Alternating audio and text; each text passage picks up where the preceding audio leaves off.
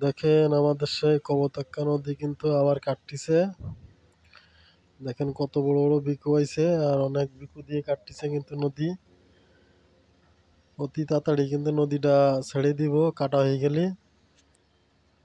নদী দেখেন যেভাবে কাটতিছে খুব দূরত্ব কাটতিছে নদীটা। হ্যাঁ, খুব তাড়াতাড়ি হয়ে যাবে নদী কাটা। এই নদীতে আবার আমরা দেখতে পাবো যে ট্রলার চলবে, নৌকা চলবে। হ্যাঁ, আগে আমরা ছোটবেলায় দেখতাম যে এই নদীতে কি পরিমাণ নৌকা চলতো, ট্রলার চলতো। আর আজকে সেই নদী দেখেন কি অবস্থা। নদীটা একেবারে বুঝি শেষ হয়ে গেছে। রাফি এদিকে আয়।